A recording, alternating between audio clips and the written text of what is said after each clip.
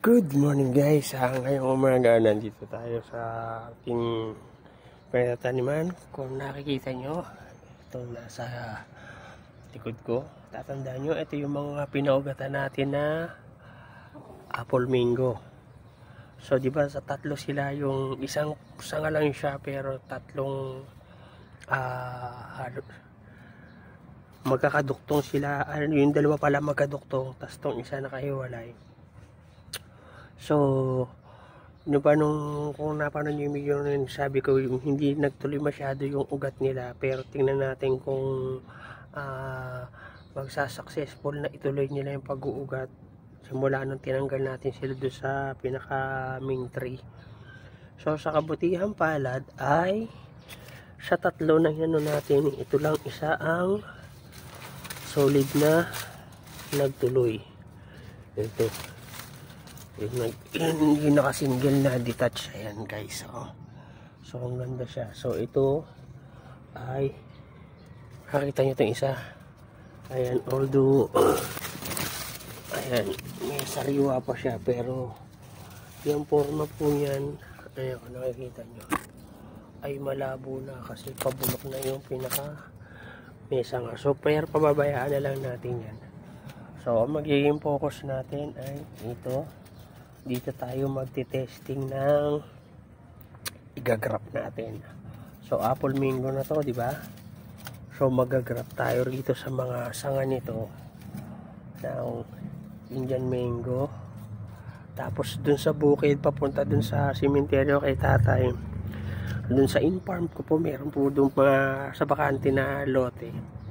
May mga puno po dun ng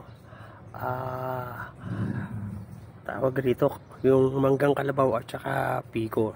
Try natin kumuha ng pinakadulo ng sanga nila doon. Pag yun yung isasama natin dito. Bali kung nakakuha tayo doon ng bunga sanga ng piko at saka kalabaw na mangga, magiging 4-in-1 to dito. Sana maging successful pag nagawa natin 4-in-1 yan. Pero as of now, dahil ito ay patay na, so tatanggalin ko na itong niya. So ayan, kung nakikita nyo guys, ayan, ayan yung ugat niya. So wala lang nagtuloy dun sa ugat niya, nabulok siya. So check na natin kung talagang bulok ko, kung patay na talaga.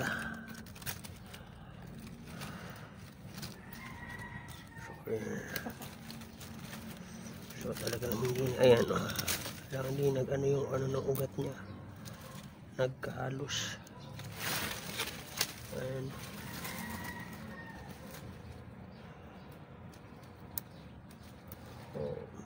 Although buhay pa naman sana siya pero hindi naman nagtuloy. Ayan.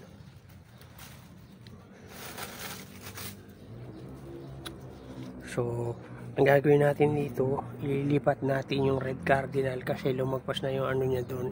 Baka nga bigla natin itong gamitin na. So kailangan ilabas rin natin itong mga halaman rito. So dito na natin idadiretso sa medyo malaki-laking pot na to. So ayun, lumagpas na nga yung niya doon, ugat niya guys. Ayun, naputol ko na siya. Kung nakikita nyo ito, nasa daliri ko. Ayun yung pinakadulong niya ugat. So naputol na siya. So gagawin natin, ipupro na lang natin itong mga sanga na to. At the same time, pag niya ron, magsusuwi siya ng panibago. At baka mamaya, dahil wag tinanggalan natin yung ibang sanga niya, dun sa ilalabas niya ng mga dito sa sanga niya, fruiting king yan na to na tinatawag. Tawag nila dyan fruiting king. Sumabay na yung ng bulaklak. So try natin.